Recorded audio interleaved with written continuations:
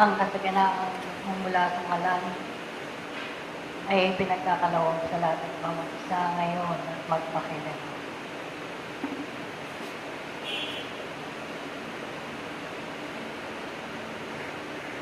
Maila.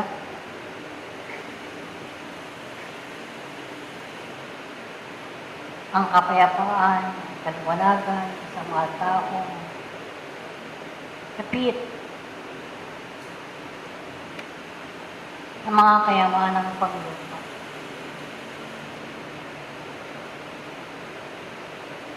At tagahari ang pagnanasa ng kanilang sarili sa makamundong materialismo.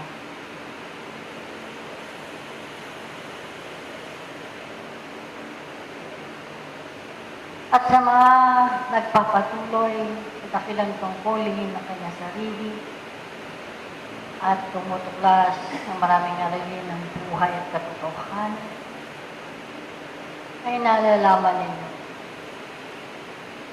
ang kahingian ng isang mag-aaral ng panahon na nangangailangan ng maraming kahandaan sa kanyang sarili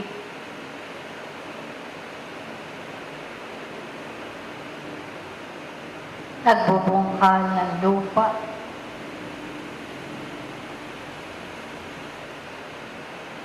sumasamyo ang kabanguhan ng kabanalang inilalawit sa inyo sa tuwina.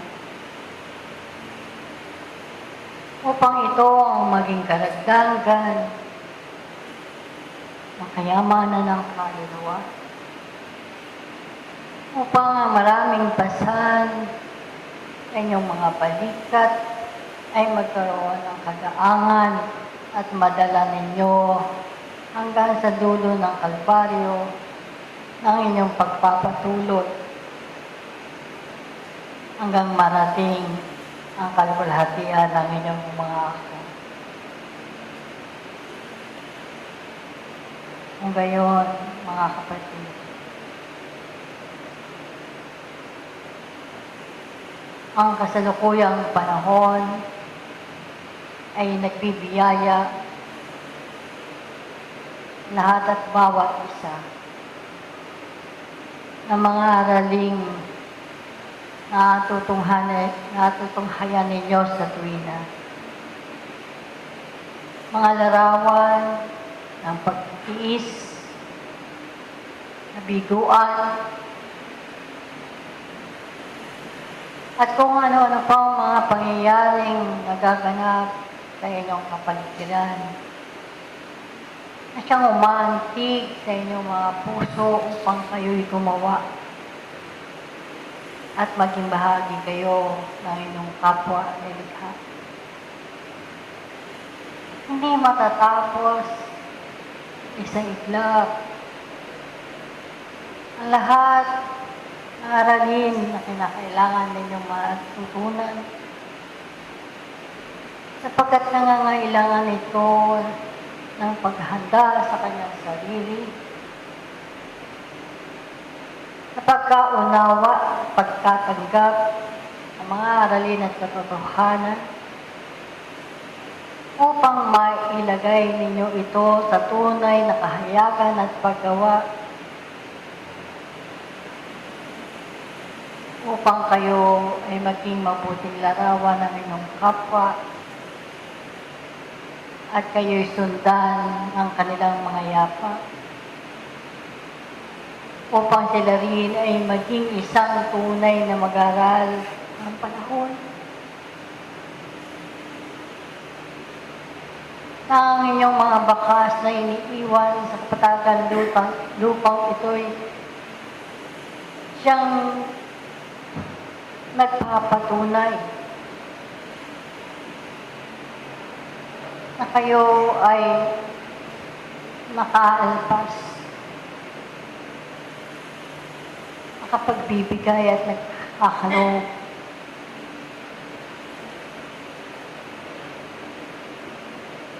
upang ang inyong mga kapwa ay magkaroon din ng naningas sa kanilang sarili upang ang liwanag at sulo na inyong daladala ay makita at mainitan ng kanilang mga pagkatao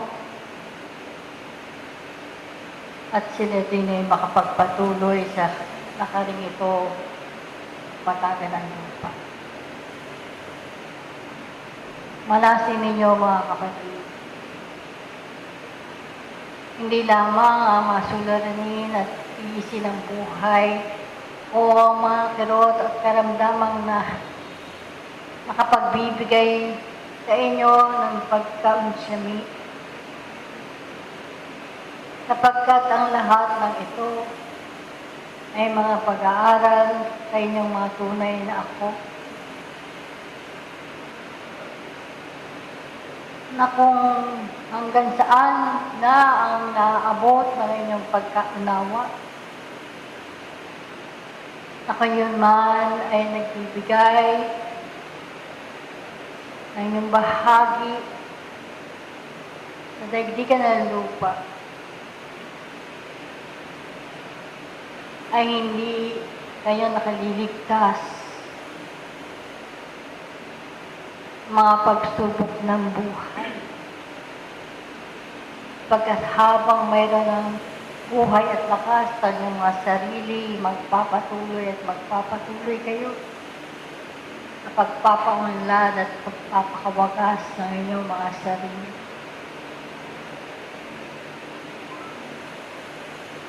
Dahan-dahan, unti-unti, panay-panay,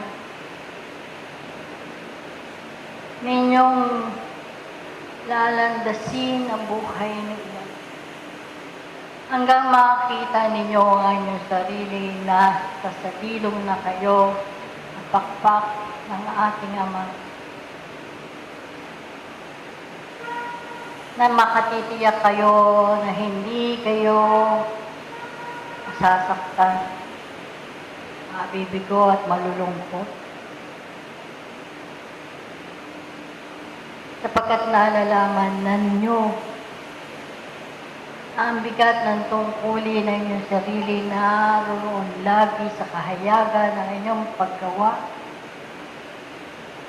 At kung hindi man tanggapin ng inyong mga kapwa na likha ang mga bagay na inyong pinagkakaloob, ay nagpapatuloy pa rin kayo sa inyong mga sarili, sapagkat ang bunga ng inyong magawa ay nalalaman nyo sa darating ng panahon, ay magkakaroon din ito ang bunga sa inyong mga kapatid. Balit, ang kalakasan ng inyong pinagkakaloob sa tuwina ay higit na magpapalakas sa inyong mga kaluluwa upang ito o kayo ay makapagpatuloy pa hanggang sa huli. Damhin ninyo ang inyong mga sarili, mga kapatid. Lagi kayong inuuntag ng panahon. Laging tinatapik ang inyong mga balikat. Lagi nang pinaiisip sa inyo ang mga pangyayari sa inyong buhay. Nga naman kalit, laki, pagkaan o kabigat ang mga bagay na ito, ay kinakailangan ninyong malpasan nang mayroon ang ngiti sa inyong mga labi, na walang pagdaing, sapagkat nababatid ninyo ang bawat isa ay kinakailangang magsakripisyo at maisakatuparan ng walang pagpunwari sa kanyang sarili, kundi ang makatotohanang paggawa na siyang magbibigay sa inyo ng pag-asa at kaligtasan. Kaya nga't ang mga sandaling ito ay pagtapik sa inyong balikat upang makalinsunod kayo sa kahingian ng inyong mga kaluluwa. Na hindi lamang ang inyong mga kang minamahalang inyong pinaglilingkuran, kundi ang lahat at bawat isa na inyong makakadaupang palad. At kinakailangan ninyong lisanin ng inyong mga tahanan upang tunguhin ang inyong mga kapatid na hindi man kabilang sa katuwang ito'y nangangailangan ng inyong pagpapala at pagkakaligid. Kayo, ang simula ng Espiritismo ay ibininhi sa inyong mga pagkatao. Alawakin ninyo ang butil o ang binhi na sa inyo ay sinubsog upang makita ninyo ang kabuuan ng mga bagay na ito na hindi lamang nakikinabangan ng inyong sarili, kundi gayon din para sa inyong mga kapwang nangangailangan. Alinsabay ng inyong panahon, ang pagtatangkilik ng inyong mga sarili, sapagkat ang pagtugon sa dakilang tungkulin ay isang matapat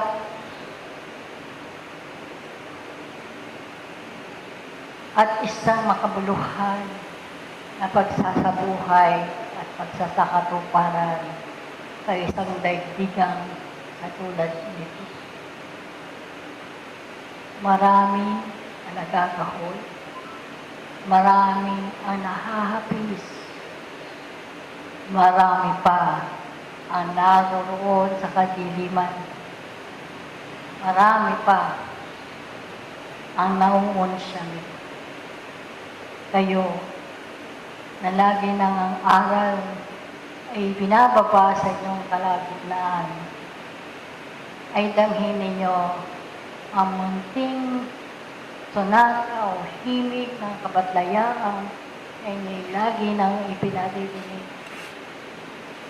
upang madama ninyo ang tunay na kahalagahan at tunay na layon ng inyong pagkapanawag sa lupang ito ay hindi lamang ang pagdamit ng mga kayamanan ng lupa, kundi ang pagkaunlad at pagpapakawagas ng inyong mga tunay na.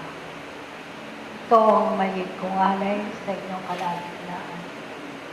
Sana'y madama ninyo sa inyong sarili na unti-unti ang paglipas ng panahon, ang unti-unting paglipas ng lakas na inyong daladala ay mailagay ninyo sa tunay na paggawa ngayon at magpakailanman. Magpapatuloy tayo